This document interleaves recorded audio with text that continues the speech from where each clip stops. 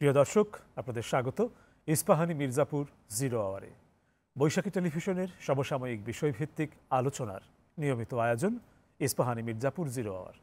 টেলিভিশনের পর্দার পাশাপাশি বৈশাখী টিভির ফেসবুক পেজ এবং ইউটিউব চ্যানেলেও রয়েছে অনুষ্ঠানটি দেখবার আয়োজন। প্রতিদিনের মতো আজও একটি বিষয়ে কথা হবে অতিথিদের সঙ্গে। আজকের আলোচনার শিরোনাম দুই আন্দোলন নিয়ে রাজনীতিতে বিতর্ক। কথা বলার জন্যে যে দুজন অতিথি আমাদের মাঝে উপস্থিত রয়েছেন তাদের সঙ্গে পরিচয়ের পর্বটি সেরে নিচ্ছি। আমার ডানে প্রথমেই রয়েছেন বিএনপির vice chairman doctor Asaduzzaman Ripon. এরপরে রয়েছেন আওয়ামী লীগের ত্রাণ ও সমাজ কল্যাণ সম্পাদক আমিনুল ইসলাম। এই দুই অতিথির সঙ্গে কথা হবে আজকের নির্ধারিত বিষয় নিয়ে। তবে তার আগে এক নজর দেখে নিচ্ছি বৈশাখী সংবাদের শিরোনাম। 4 দিনের রাষ্ট্রীয় সফরে চীন গেছেন প্রধানমন্ত্রী শেখ হাসিনা। আগামীকাল বিনিয়োগ সম্মেলন। বুধবার চীনের রাষ্ট্রপতি ও প্রধানমন্ত্রীর সঙ্গে বৈঠক। আবার অসুস্থতা বেড়েছে খালেদা জিয়ার। রাজধানীতে এভার কেয়ার হাসপাতালে ভর্তি হয়েছেন। বিদেশে চিকিৎসা করানোর সুযোগ চেয়েছেন ফখরুল। আজ সড়ক রেল অবরোধ করলেও সরকারি চাকরিতে কোটা বিরোধীরা আগামীকাল রাজপথে নামবে না জানিয়েছে। আগামীকাল নতুন কর্মসূচি দেবে। সরকার কোটা বাতিলে আন্তরিক বলে উচ্চ আদালতের রায়ের বিরুদ্ধে আপিল করেছে বলেছেন ওবায়দুল কাদের। এবং রাষ্ট্র ও সমাজ ছাড় দেয়ায় দুর্নীতিবাজরা মাথা চাড়া দিয়েছে। উন্নয়নের সুফল দুর্নীতির চোরাবালিতে তলাচ্ছে মন্তব্য প্রধান বিচারপতি।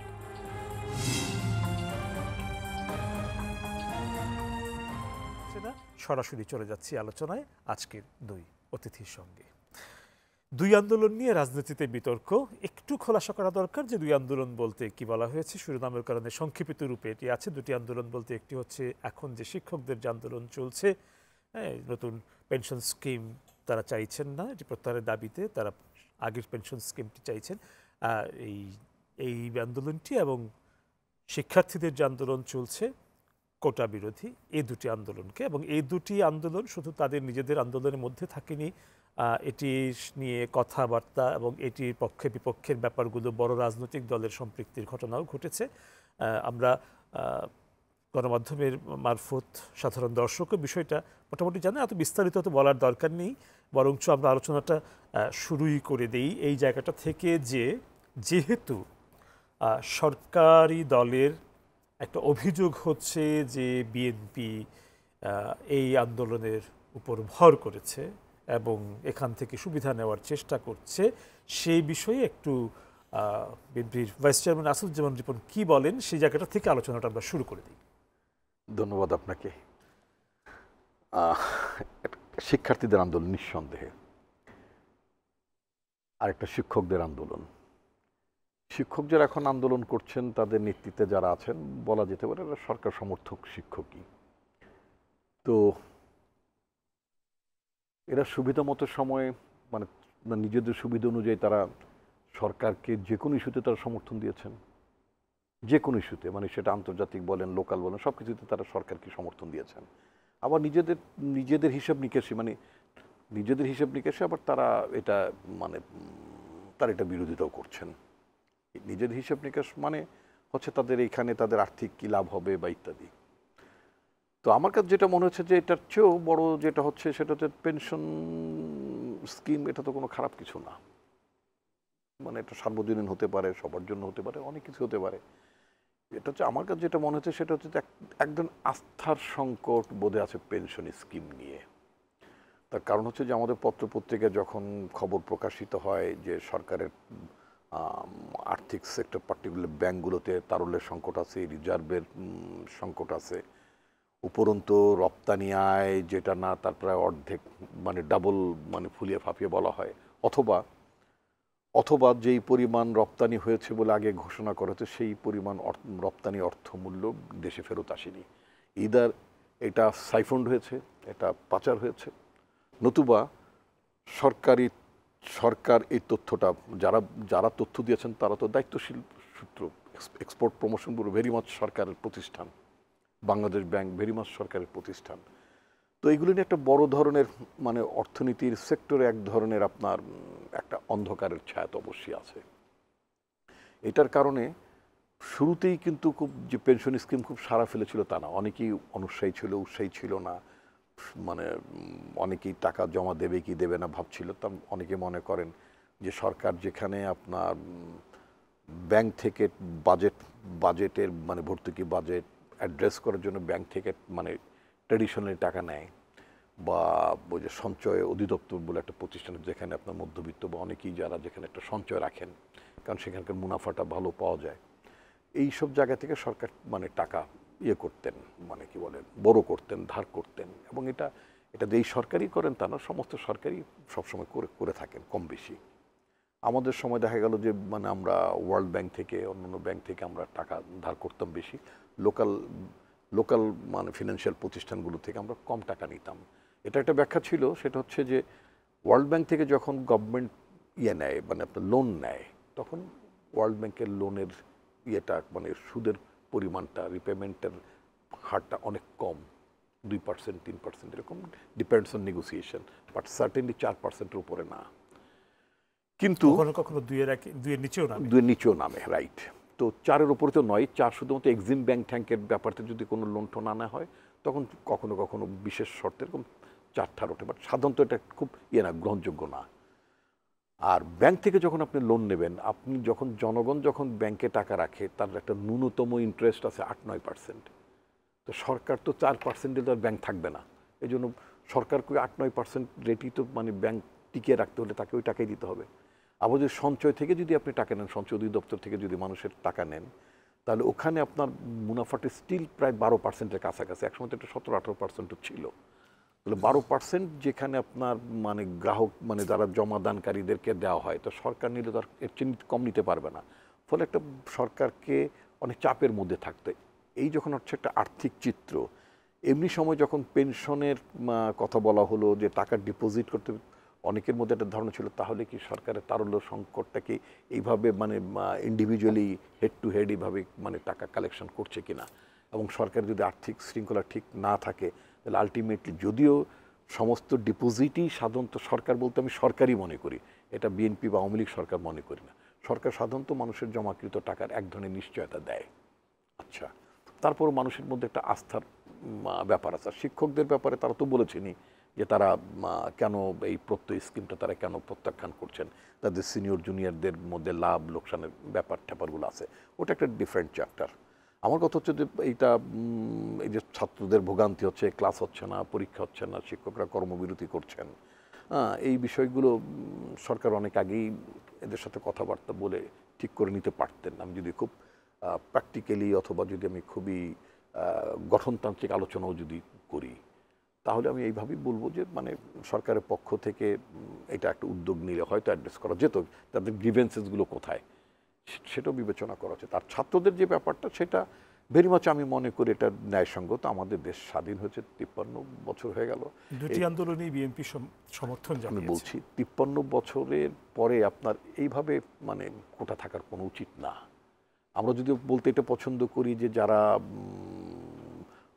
পরীক্ষা দিচ্ছেন, আজকে একজন যারা মানে রিটের পক্ষের লোক, যারা মানে কোটার পক্ষের একজন নেতা বলেছেন যে তারা মানে অন্যদের মতোই তারা লিখিত পরীক্ষা দিচ্ছেন, তারা সব ভাইবা দিচ্ছেন, সব কিছু তারা যদি সবই দিয়ে থাকেন তার মানে তারা তো মেধার মধ্যেই আছেন, তাহলে কোটার দরকারটা কি? কথাটা যদি তারা লিখিত পরীক্ষা থেকে শুরু করে সমস্ত পর্যায়গুলো যদি তারা অন্যদের মতো যদি কম্পিট করে এসে থাকেন অ্যাকর্ডিং টু হিজ ক্লেইম, তাহলে তার কোটার প্রশ্ন আসে না। আমি আপনি দুজনই যদি সেম পরীক্ষা যদি উত্তীর্ণ হয়ে যদি একটা নির্দিষ্ট জায়গায় কোয়ালিফাই করে চলে আসি, তাই না, তাহলে তো কোটার প্রয়োজন পড়তো না। তো মেধার জায়গাটা তো উৎকর্ষ থাকবে। এখন একজন সাবেক সচিব তিনি নিজে বলেছেন, তিনি মুক্তিযোদ্ধা আব্দুল আউয়াল মজুমদার, তার নামে আমি একটা দেখলাম, উনি বলেছেন যে বর্তমানে বলে দিতে উনি বলেছেন যে আমি নিজে একজন মুক্তিযোদ্ধা, আমি সরকারি চাকরি করেছি, অর্থাৎ উনি সচিব হিসেবে বোধহয় রিটায়ার করেছেন। তিনি বলেছেন যে একমাত্র প্রতিবন্ধী কোটা ছাড়া আর বাদ বাকি কোনো কোটা থাকার কোনো প্রয়োজন নেই। তো আমার মনে হয় যে যারা আন্দোলন করছেন তারাও যে সম্পূর্ণ কোটা বিলোপের পক্ষে তা না, অনগ্রসর যে সম্প্রদায়, অনগ্রসর যে গোষ্ঠী, তাদের জন্য তো মানে কোটা একটা রাখা যেতেই পারে, কোটা রাখা উচিত, সেটা ওদের শিক্ষার্থীদের খুব মানে এই ব্যাপারে খুব আপত্তি নেই। কিন্তু যখন বিষয়টা 56% যে ঠিকে যায় জেলা কোটা, আপনি তো নিজেও সাংবাদিকতা করেন, আপনি নিজেও জানেন যে দেখা গেল এখন কিন্তু সেই 56-তে নেই। এটা কি আরো বেশি হয়ে গেছে? না, কমে গেছে। কেন? কারণ 2018-তে যে পরিপত্র 18-তে যে পরিপত্রটা ছিল তখন তো এটা সবই বাতিল হ্যাঁ করেছিল। সেই পুরো 56টাই বাতিল করা হয়েছিল। Right. আদালতের রায়ে ফিরে এসেছে 30, 56 কিন্তু না, কেন থাকছে। আদালত তো খণ্ডিতভাবে রায় দিতে পারে না। টোটাল পরিপত্রটার কি চ্যালেঞ্জ করা হয়েছে? রিটের প্রেক্ষিতেই হচ্ছিল, যেহেতু মুক্তিযুদ্ধের কোটা নিয়ে রিট ছিল, সেটার প্রেক্ষিতে। মুক্তিযোদ্ধার কোটার জন্যই কিন্তু আপনার আন্দোলনটা ছিল না। আন্দোলনটা ছিল আমি শুধু আদালতের রায়ের জায়গাটা বলছি। হ্যাঁ, তা আদালতের রায় যদি হয়ে থাকে শুধু 30% ফেরত আসবে কেন? এন্টারটাই ফেরত আসবে। এটা তো গোজামিল দেওয়ার কোনো কারণ নেই। আদালত তো বলে না যে শুধুমাত্র মুক্তিযোদ্ধারটা ফেরত আসবে, বাকিটা আসবে, তা তো আদালত বলতে পারে না।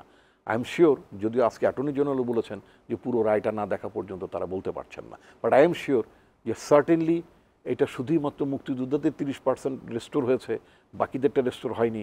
অনগ্রসর জাতি, উপজাতি তাদের জন্য রেস্টোর হয়নি, এটা আমি মনে করি না। আচ্ছা, যাই হোক, আমার বক্তব্য হচ্ছে এই সময়টিতে আদালতকে আন্দোলন নিয়ন্ত্রণ করে কিনা, বা আদালত কি বলে দিতে পারে কিনা কোন ইস্যুতে আন্দোলন হবে, কোন ইস্যুতে আন্দোলন হবে না, এটাও মানে অনভিপ্রেত। সারা পৃথিবীতেই মানুষ অধিকারের জন্য মানে রাজপথে নামে। তো কখনো দেখা গেল কোনো সংবিধানের কোনো অংশ, কোনো স্পিরিট হতে দেখা গেল মানে মানে তারা মনে করে যে এটা সংশোধিত হওয়া উচিত, সেটার জন্য মানুষ আন্দোলন করে। একসময় এই দেশের তত্ত্বাবধায়ক সরকার ব্যবস্থা ছিল না। তত্ত্বাবধায়ক সরকার ব্যবস্থা তো মানে আন্দোলনের মাধ্যমেই হয়েছে। আবার কোর্টের মাধ্যমে আবার মানে আপনার তত্ত্বাবধায়ক সরকার ব্যবস্থা বিলোপ ঘটেছে। এবং ডেসপাইট দ্যাট তারপরে কি বিরোধী দল তত্ত্বাবধায়ক ব্যবস্থার জন্য কি আপনার আন্দোলন করছে না? ডু ইউ থিঙ্ক যে আমরা যে এখন তত্ত্বাবধায়ক ব্যবস্থার দাবি করে যাচ্ছি স্টিল এখন পর্যন্ত, আজকে পর্যন্ত, এই মুহূর্ত পর্যন্ত, তাহলে কি আমি কি সাবজুডিস আন্দোলন করছি? আন্দোলন রাজনীতির সাথে আদালতকে মিশিয়ে আসলে আদালতের অবমাননা করা ঠিক না। আবার আসবো আপনার কাছে। এবার যাচ্ছি আমিনুল ইসলাম, একটু আপনার কাছ থেকে সরকারের নীতি নির্ধারণী পর্যায়ের সবশেষ জায়গাটা একটু জানবার চেষ্টা করব, পাশাপাশি আপনার নিজস্ব মূল্যায়নটাও শুনবো এই দুটি আন্দোলন এবং এই আন্দোলনকে কেন্দ্র করে সরকারের যে অবস্থান, এই জায়গাটি। শুভেচ্ছা আপনাকে, বিজ্ঞ আলোচক জনাব রিপন ভাই এবং সম্মানিত দর্শক সবাইকে সালাম জানাচ্ছি। আসলে দেখুন, এখানে শিক্ষকদের যে আন্দোলন পেনশন, এটা যেহেতু নতুন, সারা পৃথিবীতে নতুন যে কোনো জিনিসের প্রতি একটা মানুষের ভীতি থাকে অথবা একটা মানে কৌতূহল থাকে, যেটা কেমন হবে, কিভাবে হবে, একটা কনফিউশন থাকেই। এই কনফিউশনের জায়গা থেকে তারা একটা মুভমেন্টে আছে। আমি মনে করি এটা হয়তো উভয় পক্ষে বসলে একটা সমাধান হয়ে যাবে আমার ধারণা। এখন কোর্টের যে বিষয়টা আসছে, যে রিপন ভাই অথবা বিএনপি যেটা বলছে সরকার দাবি মানছে না, এটা আদৌ ঠিক কিনা? কারণ কথা বলিনি, কিন্তু সরকার তো 2018 সালে কোটা বাতিলই করে দিয়েছিল। তার পরিপ্রেক্ষিতে সংক্ষুব্ধ হয়ে মুক্তিযোদ্ধার সন্তানরা কোর্টে যান এবং সেখানে কোর্ট রায় দেন। তো এখানে দেখতে হবে যে সরকার কোর্টের রায়ের বিরুদ্ধে ইতিমধ্যে অ্যাপিল করা হয়েছে। তো সরকার যেহেতু আপিল করেছে, সরকার পক্ষ, তো সুতরাং এখানে সরকার কোর্টার চাই বা সরকার যারা আন্দোলন করছে তাদের বিরুদ্ধে, অথবা তারাও যদি মনে করে সরকার আমার বিরুদ্ধে, দুইটাতে ভুল। আজকে আমি টেলিভিশনে দেখছিলাম যে তাদের ভেতরে একটা পুলিশের গাড়ি যাচ্ছিল, তো যেভাবে ছাত্ররা বুঝে বা না বুঝে সেই পুলিশের গাড়িতে যারা ছিল তাদেরকে ভুয়া ধ্বনি দিয়ে অপমান করছিল, এটা তো একটা চরমভাবে উস্কানি দেওয়ার চরম একটা বহিঃপ্রকাশ। এগুলো এইভাবে তো অঘটনটা ঘটে, কিন্তু সেখানেও পুলিশের সদস্যরা এবং অসম্ভব ধৈর্যের পরিচয় দিয়েছে, যেটি নিঃসন্দেহে প্রশংসনীয়। তো তাছাড়া এই বিষয়টা যেহেতু এখনও আদালত মানে উচ্চতর আদালতে মীমাংসা আসেনি, তো এখানে এর মধ্যেই সরকারের কিন্তু কমেন্টস করার মতো কোনো সময় বা প্রয়োজন এখনও পড়েনি। তারপর হয়তো একটা বিবেচনায় করা যাবে। কিন্তু এখানে আমার যেটা বক্তব্য কোটা নিয়ে, যেমনটি রিপন ভাই বললেন যে কোটার পক্ষের একজন দাবি করছেন যে তারা মেধাবী। দাবি করবে কেন? আমার বক্তব্য হচ্ছে স্বাধীনতা 53 বছরের পরে এসে কোটা থাকবে কি না, থাকলে সেটা কতটুকু পার্সেন্ট থাকবে, সেটা নিয়ে অবশ্য আলোচনা হতে পারে। আমি বলছি না যে যদিও এটা কোর্টের একটা রায় আছে, তবু আমি বলছি না যে মানে এটাই ওই মানে চূড়ান্ত। কিন্তু কোটা বলে, যেমন আমি দেখলাম যে কোটার বিরোধী একজন, আজকে প্রথম আলোতে পড়লাম, সে বলছেন যদি কোটা বাতিল করা না হয় তাহলে আমরা দেশে থাকবো না, কারণ এর মাধ্যমে প্রমাণিত হবে মেধাবীদের এই দেশে থাকার সুযোগ নেই।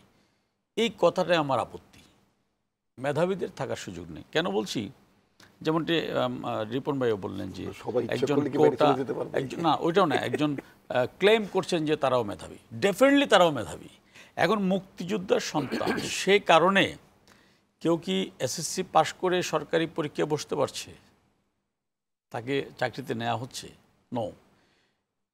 ৮-১০ জন মেধাবী যে প্রি কন্ডিশনগুলো ফুলফিল করার পরে বিসিএস অথবা সরকারি পরীক্ষায় বসতে পারে, মুক্তিযোদ্ধার সন্তানকেও সেই কাজগুলো করতে হচ্ছে। ইভেন তাকে অনার্স অথবা গ্র্যাজুয়েশন অথবা মাস্টার্স করতে হচ্ছে। আবার সেটা করার পরে সে যখন বিসিএস প্রিলিমিনারিতে বসছে, সেখানে মুক্তিযোদ্ধার সন্তানদের জন্য এমন না যে মুক্তিযোদ্ধার সন্তান 30 পেলে পাস, সাধারণ মেধাবী 50 পেলে পাস, সেটাও না, উভয়ের কিন্তু পাস মার্কস সমান। তারপরে যখন লিখিত পরীক্ষা যাচ্ছে, লিখিত পরীক্ষায় কিন্তু মুক্তিযোদ্ধার সন্তান 40 পেলে পাস অথবা সাধারণ মেধাবীরা 50 পেলে পাস, সেটাও নেই, ওখানেও কিন্তু সমান। তাহলে আসছে কোথায়? ভাইভাতে গিয়ে। সেখানেও একটা মজার বিষয়, সেখানে দেখা গেল কোনো একটা ক্যাডারে হয়তো মুক্তিযোদ্ধা কোটায় 5 জন চাকরি পাবে, কিন্তু সেখানে মুক্তিযুদ্ধ কোটায় লিখিত পরীক্ষা উত্তীর্ণ হয়েছে 30 জন। ওই 30 জনের চাকরি হবে না, কিন্তু মুক্তিযুদ্ধের সন্তান বলে 30 জনের চাকরি হবে না। মুক্তিযুদ্ধের সন্তান বলে যে মুক্তিযুদ্ধ কোটায় যে 5টি আসন, ওই 5 জনে জিতবে, বাকি 25 জন জিতবে না যদি প্রার্থী থাকে। আবার যদি মুক্তিযুদ্ধ কোটায় 5টি আসন খালি কোনো একটা ক্যাডারে অথবা সরকারি প্রথম শ্রেণীতে, সেখানে যদি মুক্তিযোদ্ধা কোটার 5 জন পাওয়া না যায়, 2 জন পাওয়া যায়, 3 জন পাওয়া যায় বা 4 জন পাওয়া যায়, তাহলে আরেকজন কিন্তু মেধাবী ওই নর্মাল কোটা থেকে কিন্তু সেখানে নেওয়া হচ্ছে। তো আমার বক্তব্যটা হচ্ছে কি, কোটা বিরোধীরা যেভাবে একটা মাতম তুলেছে যে মুক্তিযোদ্ধার সন্তান হইলেই চাকরি পাবে, তার আর কোনো যোগ্যতা নেই, তাদের কোনো মেধা নেই, এই কথাটা সর্বাঙ্গীন মিথ্যাচার, চরম মিথ্যাচার।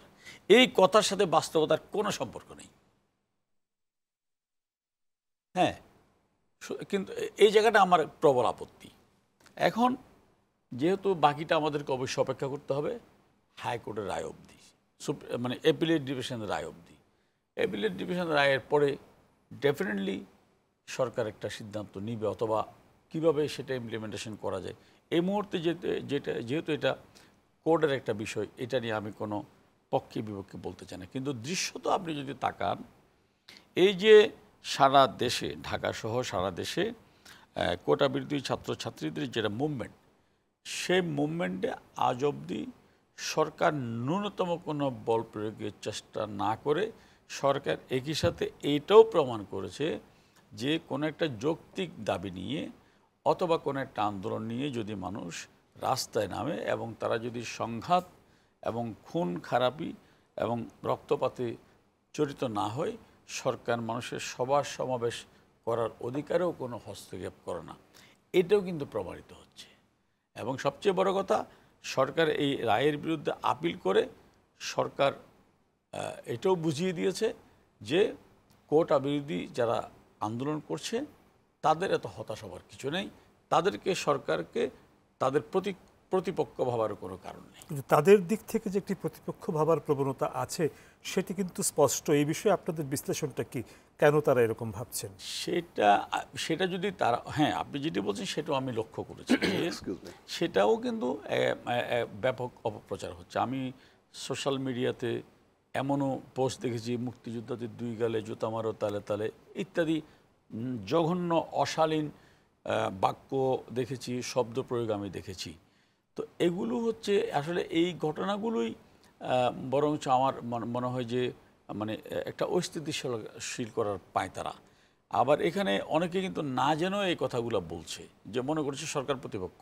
ওরা যদি একবার ভাবে সরকার যদি আমাদের প্রতিপক্ষ হয়, তাহলে সরকার সুপ্রিম কোর্টে এই রায়ের বিরুদ্ধে আপিল কেন করলো? এটা অনেকে জেনে শুনে সরকারকে বিব্রত করার জন্য, এই মুভমেন্টটাকে অন্যদিকে ডাইভার্ট করার জন্য অপচেষ্টা চলছে। এর আগেও আপনারা দেখেছেন, যখন আপনার নিরাপদ সড়ক আন্দোলন হয়েছিল, তখনও দেখেছেন যে নীলক্ষেতে হাজার হাজার স্কুল ড্রেস বানানো হচ্ছিল, যারা 35-40 বছর বয়স্ক। হ্যাঁ, যখন সাংবাদিকরা প্রশ্ন করেছে কোন কলেজে পড়েন, কোন স্কুলে পড়েন, কেউ কোনো উত্তর দিতে পারেনি। হ্যাঁ, ঠিক এর আগে 2018 সালে কোটা বিরোধী আন্দোলন আমরা দেখেছি। আবার 2013 সালে হেফাজত যখন ঢাকায় একটা মোনাজাত করে সমাবেশের সমাপ্তি টানতে চেয়েছিল, তখন আমরা দেখি যে সেখানে বিএনপি এবং জামাতের নেতারা হুঙ্কার দিয়েছিল যে কে কোন দিকে পালান, সন্ধ্যার পরে পালানোর পথ পাবেন না। সেখানে খিচুড়ি রান্না করে তাদের খাওয়ানো হয়েছিল। অর্থাৎ রাজনৈতিকভাবে ব্যর্থ শক্তিগুলো বারবার এই কখনো কোটা, কখনো নিরাপদ সড়ক আন্দোলন, কখনো হেফাজতের মোনাজাতকে পুঁজি করে তারা রাজনৈতিকভাবে বেঁচে থাকতে চায়, এবং সেই কারণে তারা খুব কৌশলে এই কোমলমতি ছাত্রদের ভেতরে এইটাও ঢুকিয়ে দিতে চাচ্ছে সরকার তোমাদের বিরুদ্ধে। ঠিক এই বিষয়ে আসাদুজ্জামান রিপন আপনার কি বক্তব্য সেটি শুনবো, শোনা জরুরিও, কিন্তু একটা বিরতি যে যাচ্ছি, ফিরবেও তারপর আপনাদের কাছে। প্রিয় দর্শক, ইস্পাহানি মির্জাপুর 0 আওয়ারে সময় হয়ে গেল একটা বিরতির। ফিরবো অল্প সময়ের ভেতর, আশা করি সঙ্গী থাকছেন।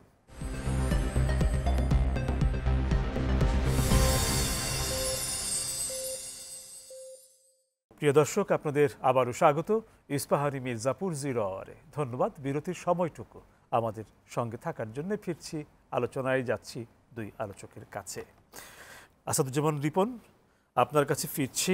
আমিনুল ইসলাম যখন কথা বলছিলেন, তার কথা যখন তিনি বলছিলেন, কিছু অভিযোগ শেষ দিকে ছিল, সেই ব্যাপারে শুনতে চাই আপনার কাছ থেকে। অভিযোগটার আলাদা করে এখন আবার উল্লেখ করছি না, শুনছি আপনার কাছ থেকে। না, উনি তো তার বক্তব্য রাখবেন, তিনি একটা দলের নেতা, তাকে তো তার বক্তব্য রাখতেই হবে, তাই না? তার নিজস্ব পর্যবেক্ষণ, দলীয় পর্যবেক্ষণ, অবস্থান সবই থাকবে। তো আমি যেটা বলতে, উনি যেটা বলছিলেন যে মানে ছেলেরা মানে ছেলেমেয়েরা যারা আন্দোলনে আছেন তারা সরকারকে মানে অনেক সময় কোমলমতি ছেলেমেয়েরা না বুঝে ভুল বুঝছে।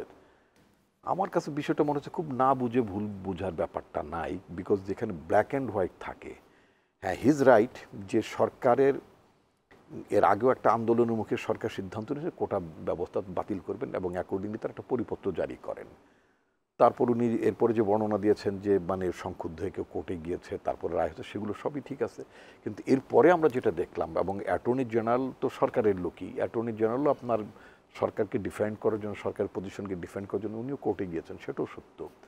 বাট কিন্তু যখন প্রধানমন্ত্রী যখন বলেন যে আন্দোলন কিসের, লেখাপড়া বাদ দিয়ে রাস্তায় কেন, তো ছেলে মেয়েরা তো রাস্তায় হচ্ছে যেই কোটা ব্যবস্থা আন্দোলন করেছিল, কোটা ব্যবস্থার বিরুদ্ধে, এবং যেটা প্রধানমন্ত্রী মেনে নিয়েছিলেন, সেটা যখন এটা মানে নস্যাৎ হয়ে যাচ্ছে বা বাতিল হয়ে যাচ্ছে তাদের আন্দোলনের ফল, তখন সেটাকে রেস্টোর করে, তখন দেখতেন যে প্রধানমন্ত্রী এই ল্যাঙ্গুয়েজে কথা বলছেন কেন?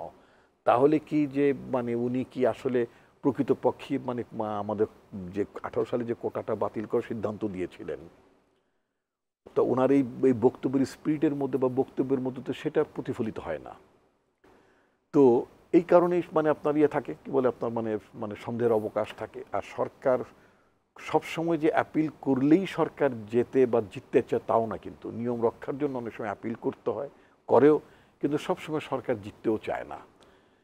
তো আমার বক্তব্য অন্য জায়গায়। আসলে ভুল কেউ কাউকে বুঝায় না, ভুল নিজেরাই সৃষ্টি, যদি ভুল হয়ে থাকে সে নিজেরাই সৃষ্টি করে। যেমন আপনি দেখবেন বাংলাদেশের প্রধানমন্ত্রী আজকে তো 12টা পার হয়ে গেছে, মানে গতকালকে তিনি গিয়েছেন, চীন সফরে গিয়েছেন। তো এই সরকারের যিনি পররাষ্ট্রমন্ত্রী হাসান মাহমুদ, তিনি কি বলেন নাই, তিনি কি বলেন যে নরেন্দ্র মোদীকে জানিয়েই প্রধানমন্ত্রী চীনে যাচ্ছেন? কেন ওনাকে এটা বলতে হলো কেন? অথবা প্রধানমন্ত্রী চীন সফরে ভারতের আপত্তি নেই, এই কথা বলতে হবে কেন? মানে দুটো ল্যাঙ্গুয়েজে তিনি কথা বলেন, এগুলো আপনি যদি অনলাইনে দেখেন, এখন আপনি এই হেডিং স্ক্রল সবই পাবেন। কেন? এবং এটা যখন আমাদের তরফ থেকে যখন আমরা বললাম যে পররাষ্ট্রমন্ত্রীর এই স্টেটমেন্টে নাগরিক হিসেবে, বাংলাদেশের নাগরিক হিসেবে আমরা অপমান বোধ করছি, আমরা লজ্জিত হচ্ছি যে একটা স্বাধীন দেশের প্রধানমন্ত্রী, তিনি তার রাষ্ট্রের প্রয়োজনে, রাষ্ট্রের স্বার্থে তিনি স্বাধীনভাবে যে কোনো দেশে যেতে পারেন, অবশ্যই যেতে পারেন। শেখ মুজিবুর রহমান সাহেব 72 সালে যখন দেশে ফেরত আসলেন, প্রত্যাবর্তন করলেন, তখন কি তিনি ভারতীয় কর্তৃপক্ষের সাথে প্রথম বৈঠকের মধ্যে কি তিনি বলেন নাই যে তোমাদের সৈন্য কবে ফেরত নেবে? এবং এটা তো ভারতীয় বড় বড় কূটনীতিকদের আত্মজীবনীর মধ্যে লেখা আছে, তারা স্ট্যান্ড হয়েছেন, বিস্মিত হয়েছেন, হতভম্ব হয়েছেন মানে যে বাংলাদেশের প্রধানমন্ত্রী শেখ মুজিবুর রহমানের এই প্রস্তাবনায়। তাদের আত্মজীবনীর মধ্যে এই কথাগুলো তারা উল্লেখ করেছেন। আমরা তো এটাও দেখেছি 1974-এ যখন বাংলাদেশকে যখন ওয়াইসিভুক্ত মানে দেশ করার জন্য যখন শেখ মুজিবুর রহমান গেলেন মানে ওয়াইসি সম্মেলনে গেলেন, did he seek the permission or did he take any NOC from Indian government? Indira গান্ধীর সাথে কথা বলে গেছেন? তখনকার পররাষ্ট্রমন্ত্রী ডক্টর কামাল হোসেন অথবা আব্দুল সামাদ আজাদ হোয়াট এভার, দুজনে যে কোনো একজন থাকতে পারেন, I am not sure, but দুজনের একজন তো বটেই। তো তারা কি বলেছেন যে মানে শেখ মুজিবুর রহমান ওয়াইসিতে যাচ্ছেন, হ্যাঁ, ইসলামিক সম্মেলন সংস্থায় তিনি যোগদান করতে যাচ্ছেন, এই ব্যাপারে তিনি ইন্দিরা গান্ধীর সম্মতি নিয়ে গেছেন? আমার ধারণা যে 1 নম্বর শেখ মুজিবুর রহমান সম্মতি নেন নাই আমি বিশ্বাস করি। দ্বিতীয়ত হচ্ছে তখনকার যারা পররাষ্ট্রমন্ত্রী যারা ছিলেন তাদের সেই মানে আপনার প্রজ্ঞা ছিল যে কোন কথাটা তাদের বলা উচিত, একটা স্বাধীন দেশের পররাষ্ট্রমন্ত্রী কোন কথাটা বলা উচিত। এইটি নিয়ে যখন আমরা বললাম যে এটা অত্যন্ত অপমানজনক স্টেটমেন্ট ফ্রম দ্য মানে ফরেন মিনিস্টার অফ বাংলাদেশ, এটা পররাষ্ট্রমন্ত্রীও বলেন না যে আমার স্লিপ অফ টাং হয়ে গেছে, আমি ভুল বলে ফেলেছি, এটা ঠিক না ইত্যাদি, অথবা প্রধানমন্ত্রীর কার্যালয় থেকে বলা হয় না যে পররাষ্ট্রমন্ত্রী যেটা বলেছেন সেটা ঠিক না। এটা তো একটা আত্মসম্মানের ব্যাপার। একটা ইন্ডিপেন্ডেন্ট কান্ট্রির, একটা সভরেইন কান্ট্রির প্রধানমন্ত্রীকে যদি অন্য দেশের সাথে সম্মতি নিয়ে কোনো জায়গায় যেতে হয়, কাজ করতে হয়, সেটা কি সেই প্রধানমন্ত্রীর জন্য সম্মানজনক? নিঃসন্দেহে না। তো এই বোধটা তো এটা তো this is not an allegation from BNP or from opposition. এই যে ইমপ্রেশনটা তৈরি হলো, এটা একটা public statement from the foreign minister. তিনিও এখান থেকে শিফট করেন না যে না এটা আমি এইভাবে বলি নাই, মিডিয়া একটু বাড়িয়ে বলেছে, তাও না।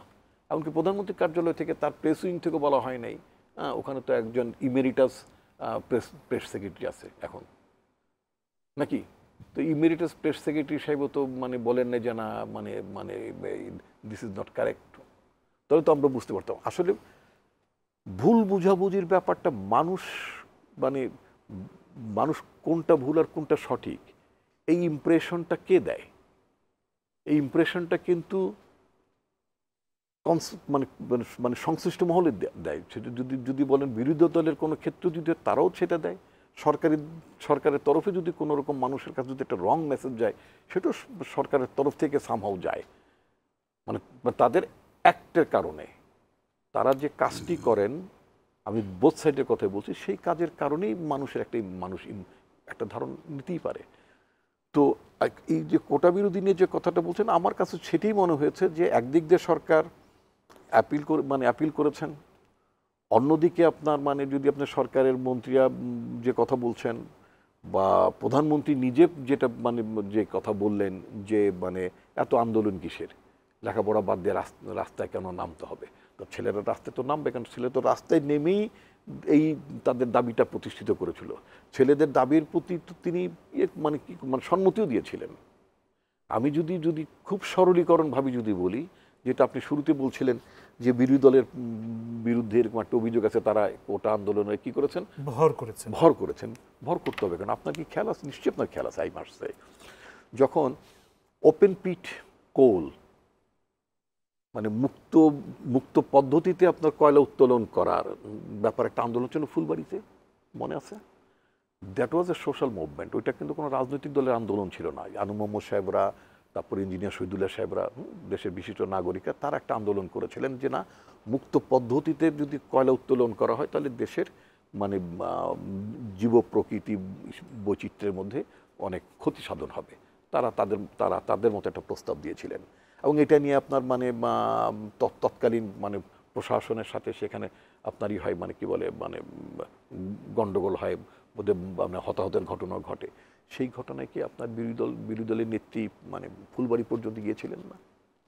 তিনি সেই আন্দোলনের সমর্থন দেননি। সেটি তো বিরোধী দলের কাজ। আমি কথাটা বুঝাতে পেরেছি। আমি বলি না যে মানে তৎকালীন সময় বিরোধী দলের নেত্রী শেখ হাসিনা ভুল করেছেন, আমি তা মনে করি না। আমি মনে করি that was the job and responsibility of the opposition. তারা যদি মনে করেন যে এই দাবিটি, এই কর্মপদ্ধতিটা সঠিক, তাহলে তারা সেটিকে সমর্থন করবেন। কেন করবেন না? যদি আমার দল বিএনপি যেহেতু মনে করছে যে ছেলেরা ন্যায়সঙ্গতভাবে তারা যে মানে কোটা বিলুপ্তির জন্য বা মানে কোটা ব্যবস্থা রিফর্মের জন্য তারা যে আন্দোলনটা করছেন, আমাদের দল পার্টিকুলারলি বিশেষভাবে মনে করে যে এই দাবিটি সঠিক, বর্তমান সময় এটা সঠিক। সুতরাং আমরা এটাকে সমর্থন দিয়েছি, নৈতিক সমর্থন শুধু না, আমরা পাবলিক স্টেটমেন্ট করে আমরা সমর্থন দিয়েছি।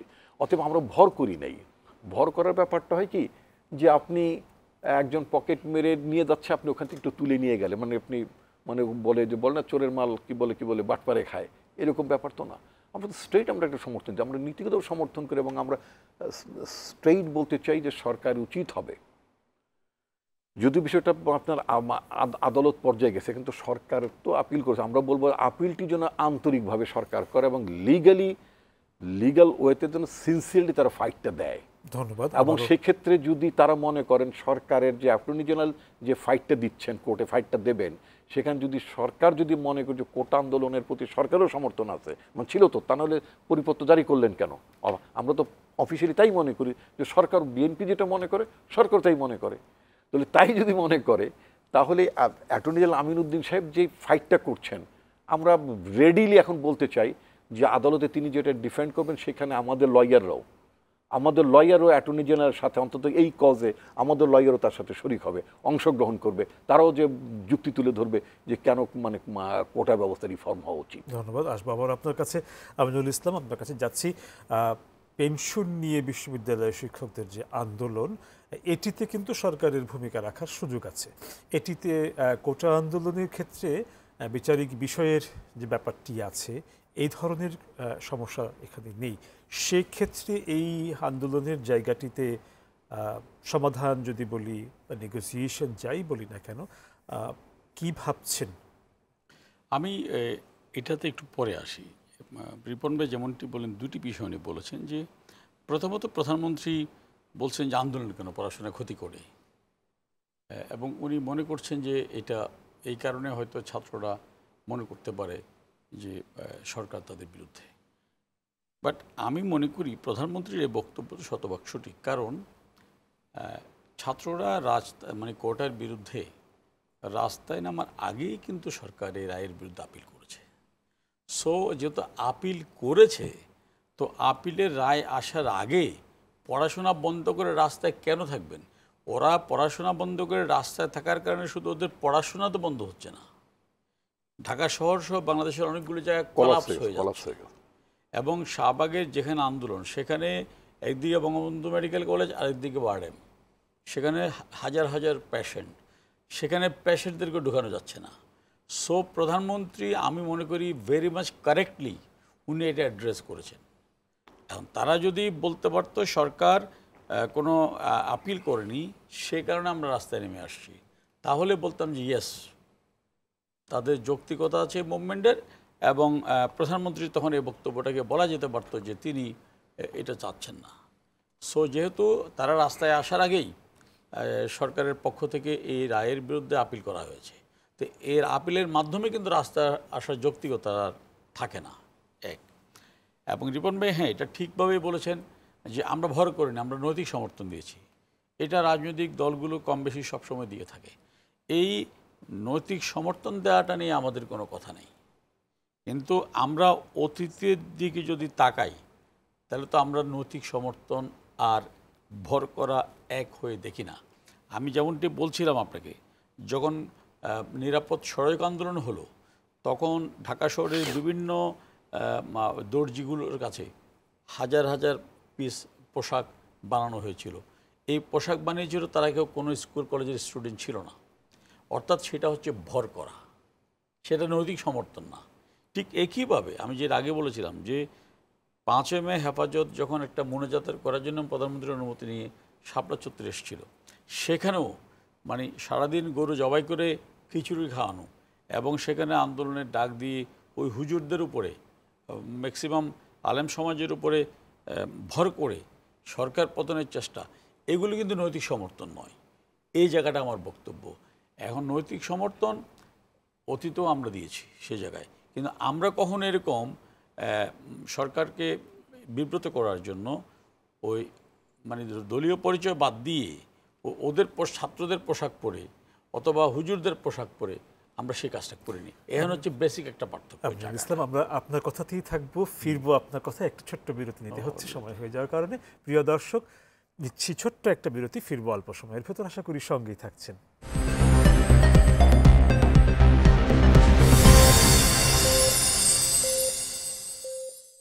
প্রিয় দর্শক, আপনাদের আবারও স্বাগত ইস্পাহানি মির্জাপুর 0 আওয়ারে। ধন্যবাদ বিরতির সময়টুকু আমাদের সঙ্গে থাকার জন্য। ফিরছি আমিনুল ইসলাম আপনার কাছে। আপনার কথার মাঝখানে বিরতিতে গিয়েছিলাম। হ্যাঁ, আমি যেটা বলছিলাম যে এবং এরপরে জনাব রিপন ভাই আমাদের মাননীয় পররাষ্ট্রমন্ত্রীর যে বক্তব্যটা উদ্ধৃত করলেন, আমি জানি না এটা কিন্তু আমি কোনো মেইন স্ট্রিম পত্রিকায় কিন্তু হাসান মাহমুদের এই বক্তব্যটা পাইনি। এটা যদি সোশ্যাল মিডিয়ার হয় তাহলে এটাকে আমি মনে করি না কোনোভাবেই ধর্তব্যের মধ্যে আনা উচিত। কারণ আমাদের দলের সাধারণ সম্পাদক জনাব ওয়াহিদুল কাদের খুব স্পষ্ট করে বলেছেন যে ভারত আমাদের বন্ধু, চায়না আমাদের বন্ধু, চায়না আমাদের উন্নয়নের সবচেয়ে বড় বন্ধু। তো উনি খুব স্পষ্ট করে বলেছেন। সেখানে কিন্তু এটা সমস্ত মিডিয়ায় আসছে, মেইন স্ট্রিম মিডিয়ায়। আর এখন সোশ্যাল মিডিয়ার প্রচারণা, যেমন কয়েকদিন আগে দেখলাম যে লিখছে যে বেশটা সুমন ধুয়ে দিলেন শিক্ষামন্ত্রী দীপুমণিকে। তা আমি সুমনকে ফোন করলাম, ভাই কিরে তুমি এটা কী বলছো? ভাই শিক্ষামন্ত্রী দীপুমণির, কিন্তু ঠিকই এমনভাবে করছে এটা, সংসদে দীপুমণি বসে আছে সুমন, এবং বক্তব্যটুগুলো এমনভাবে বানাইছে যে কোনো মানুষই মনে করবে যে দুইটাই সত্য। কিন্তু আসলে দীপুমণি এখন সমাজ কল্যাণ মন্ত্রী। তারপরে একইভাবে লিখছে যে প্রাণী সম্পদ মন্ত্রীকে ধুয়ে দিলেন। উনি তো এখন মন্ত্রী নাই। সোশ্যাল মিডিয়াকে মানে বিবেচনায় এনে যদি এটা হয় তাহলে এটা সোশ্যাল মিডিয়াতে না, আমি মাহমুদের এই ধরনের কোনো বক্তব্য দেখিনি। বরং এই চীনের সফর নিয়ে আমাদের দলের সাধারণ সম্পাদক যে বক্তব্য দিয়েছেন সেটা আমি বলছি। এখন আপনি যেটি বলছিলেন যে পেনশনের বিষয়টা নিয়ে আমার প্রশ্ন ছিল, আমি শুরুতে এটা বলেছি যে আসলে মানে পেনশন এটা একদম ব্রিটিশ আমল থেকে একটা বিষয়। হ্যাঁ, আবার এখন যেটা আমরা জাতীয় পেনশন যেটা করেছি এটা বাংলাদেশের জন্য একেবারে নতুন হওয়ার কারণে এখানে মানুষের মধ্যে অবশ্যই একটা কনফিউশন কাজ করছে। কিন্তু শিক্ষকদের পক্ষ থেকে কিন্তু সুস্পষ্ট কিছু কারণ বলে দেওয়া হয়েছে যে এই কারণে তারা প্রত্যয় নামের এই আমি যেটুকু জানি আসলে আমাদের দলের পক্ষ থেকে বসার একটা আলোচনা হয়েছিল, কিন্তু ওই দিনই আপনার পদ্মা সেতুর যাদের সাধারণ সম্পাদকের বসবার কথা ছিল ওই দিনই কিন্তু ওই দিনই দুপুরে পদ্মা সেতুর একটি প্রোগ্রাম ছিল, সমাপনী প্রোগ্রাম। সেখানে যেহেতু এই প্রোগ্রামটি মূলত এই পদ্মা সেতুর পেছনে বঙ্গবন্ধু কন্যার পরে সবচেয়ে বেশি অবদান ছিল ওয়াহিদুল কাদের, উনি মন্ত্রী ছিলেন। যেটুকু আমি জানতে পেরেছি যে উনি ওই কারণে প্রোগ্রামটা তাৎক্ষণিকভাবে হয়তো পসপন করেছেন, স্থগিত, কিন্তু এটা বাতিল করেননি। সুতরাং এখানে এটা নিয়ে এখনও শিক্ষকদের এত হতাশ হওয়ার কোনো কারণ আছে আমি মনে করি না। কারণ বঙ্গবন্ধু কন্যাকে যতটুকু আমরা জানি উনি শিক্ষক সমাজের প্রতি বরাবরই উনি শ্রদ্ধাশীল এবং যে কোনো যৌক্তিক দাবির প্রতি তার একটা রেসপেক্ট অথবা বিবেচনা অতীত ছিল, সবসময় আছে। যেমন আমরা একটা কথা সবসময় বলি, দেখুন আমি একটু এই বিষয়টা আনা দরকার যে বুয়েটে আবরার নামে একজনকে হত্যা করা হলো এবং সমস্ত মেইন স্ট্রিম মিডিয়ায় সেদিন নিউজটা এসেছিল যে মাননীয় প্রধানমন্ত্রী যখন ভোর রাতে গোয়েন্দা সূত্রে খবর পেলেন যে বুয়েটে এরকম একজনকে প্রচণ্ডভাবে মারা হয়েছে এবং তিনি তাৎক্ষণিক প্রশাসনকে নির্দেশনা দিয়েছিলেন যে সেখানে গিয়ে তোমরা তাড়াতাড়ি তাকে উদ্ধার করে হসপিটাল নাও এবং এই ঘটনায় যারা যারা জড়িত একজনও কোনো ছাড় পাবে না, তাদের প্রত্যেককে আইনের আওতায় আনো। অর্থাৎ আবরারের হত্যা, এই ঘটনার তখন আবরার মারা যায়নি, আবরারের উপরে আক্রমণ হবার খবর মাননীয় প্রধানমন্ত্রীর কানে যাওয়ার সাথে সাথেই উনি কঠোরতম পদক্ষেপ নিয়েছিলেন। কোনো আন্দোলন মানুষের করতে হয়নি এবং যারা ছাত্ররা আন্দোলন করেছেন ওই দিন 11টার পরে যখন তারা ঘটনা জানছেন। তো সুতরাং আমি মনে করি যে এখানে মাননীয় প্রধানমন্ত্রীর সচেতনতা, রাষ্ট্রচিন্তা, মানুষের প্রতি দায়বদ্ধতা, এইটা তার চেয়ে বেশি প্রখর আমি কাউকে ছোট করতে চাই না, আমি খুব কম রাষ্ট্রনায়কের মধ্যে দেখেছি। ধন্যবাদ। আমরা অনুষ্ঠানের প্রায় একেবারে শেষ প্রান্তে এসেছি। আসাদুজ্জামান রিপন, আপনার কাছে ফিরছি। অল্প একটু সময় নিয়ে, তাই আর নতুন করে প্রশ্ন তুলছি না, যদি আপনার কিছু বলার থাকে। না, আমি মানে আওয়ামী লীগ নেতা আমিনুল ইসলাম সাহেব উনি যেটা মনে করছেন যে এটা সোশ্যাল মিডিয়া মানে আপনার প্রচারণা অ্যাবাউট ফরেন মিনিস্টার, নো। আমি খুব দায়িত্ব নিয়ে বলছি, I have seen it in the main stream news media এবং এটা আমি অন্ততপক্ষে 2-3টি টিভি চ্যানেলে গত 2-3 দিন যাবৎ বলছি এবং আমি পররাষ্ট্রমন্ত্রীর পদত্যাগও দাবি করেছি, এবং আপনার অনুষ্ঠানে আমি পররাষ্ট্রমন্ত্রীর পদত্যাগ দাবি করছি এই কারণে যে তিনি তার এই বক্তব্যের মধ্য দিয়ে বাংলাদেশের যে সভরেইন স্পিরিট, যে সভরেইন মর্যাদা, সেটা তিনি ক্ষুণ্ণ করেছেন। তিনি প্রধানমন্ত্রীর মানে সম্মান ক্ষুণ্ণ করেছেন। কারণ যখন ওদের কোনো প্রধানমন্ত্রী যখন আরেক দেশের প্রধানমন্ত্রী অনুমতি নিয়ে যেতে হয় বা তাকে তার সম্মতি নিয়ে যেতে হয়, তখন সার্টেনলি সেই প্রধানমন্ত্রীর সম্মান ক্ষুণ্ণ হয়। আমি এটা বলেছি, আমি পাবলিকলি এবং মানে আপনার লাইভ মিডিয়াতেই মানে বলেছি। তো সুতরাং আমি এবং এটা পররাষ্ট্রমন্ত্রীর তরফেও আপনার মানে এইটা এই যে আপনার যত মানে মিডিয়াতে নিউজগুলো এসছে, এটা মানে শুধু ইয়ে না, মূল ধারার নিউজ পেপারগুলোতে এসছে কোনোটাই। আপনি এখন জাস্ট আপনি তো বিরতিতে ছিলেন, এখনও খোঁজ চেক করে দেখতে পারেন। এটা কোনো সোশ্যাল মিডিয়া ক্যাম্পেইন না, it's a main stream news. এবং পররাষ্ট্রমন্ত্রী কিন্তু এটা দেখে ইয়ে করেননি, কি বলে মানে প্রতিবাদও জানাননি যে না আমি এটা বলি নাই। প্রধানমন্ত্রীর কার্য, আমাদের কথা তো সেটাই। যদি পররাষ্ট্রমন্ত্রীর বক্তব্য যদি সঠিক হয়ে থাকে তাহলে আমরা লজ্জিত। গোটা জাতিকে পররাষ্ট্রমন্ত্রী এই বক্তব্যের মধ্য দিয়ে অপমান করেছেন, সেই জন্য তার পদত্যাগ দাবি করেছি। দ্বিতীয়ত, যদি প্রধানমন্ত্রী যদি মনে করে থাকেন যে হাসান মাহমুদ ঠিক বলেনি, তাহলে তাকে ফায়ার করা উচিত ছিল, তার মন্ত্রিসভা থেকে বাদ দিয়ে দেওয়া উচিত ছিল। যে তোমার এহেন কথাবার্তার মধ্যে দিয়ে তুমি আমার ডিগনিটি অ্যাজ প্রাইম মিনিস্টার তুমি কেন ক্ষুণ্ণ করছো? Who said you? তোমাকে কে বলেছে এই কথা বলার জন্য? অ্যাটলিস্ট একটা অ্যাকাউন্টেবিলিটি থাকতে হবে। মুখটা আছে বলে যা ইচ্ছা তাই বলতে পারি না। মুখটা আছে বলে বলতে পারি না যে ভারত আমাদের পাশে আছে বলে আমরা নির্বাচনে কাউকে কেয়ার করি না। হোয়াট ইজ, এগুলো কোন ধরনের কথাবার্তা রে ভাই? আমাদের আপনি যদি বলেন যে না ওই পাড়ার মস্তান আমার পাশে আছে, আমার ঠেকাই কে, তো এইগুলো কোনো কথা? যে ভারত আমার পাশে, বলেন না কেন জনগণ আমার পাশে? ভারত পাশে আছে, আমেরিকা পাশে আছে, এগুলো বলতে হবে কেন? রাজনৈতিক দলগুলোকে হাতে সময় থাকে কেন বলতে হবে এই কথাগুলো? এগুলো হচ্ছে যে এটা রাজনৈতিক দলের অযোগ্যতা, এটা নেতৃত্বের অযোগ্যতা হবে, সেটা ঠিক করবে বাংলাদেশের জনগণ। তাই যদি এই জায়গাটা তাদের অবস্থা ছিল, আমরা সেটাকে অ্যাপ্রিশিয়েট করেছি। পক্ষান্তরে অনেকগুলো রাষ্ট্র অন্যভাবে চেয়েছিল এবং সেই সময় ভারত অন্যদের সাথে হাতে যদি একটু সময় থাকতো নিশ্চয়ই এই বিষয়টি নিয়েও আমাদের কথা বলা যেত, কথা বলা সুযোগ ঘটতো এবং আপনাদের দুপক্ষেরই কথা শুনবারও সুযোগ হতো। কিন্তু সময়ের স্বল্পতায় বিদায় নিতে হচ্ছে আজকের মতন। প্রিয় দর্শক, বিদায় নিচ্ছি আপনাদের কাছ থেকে। কাল দেখা হবে, কথা হবে অন্য কোনো বিষয় ইস্পাহানি মির্জাপুর 0 আওয়ারে। সে পর্যন্ত ভালো থাকুন, সুস্থ থাকুন, শুভরাত্রি।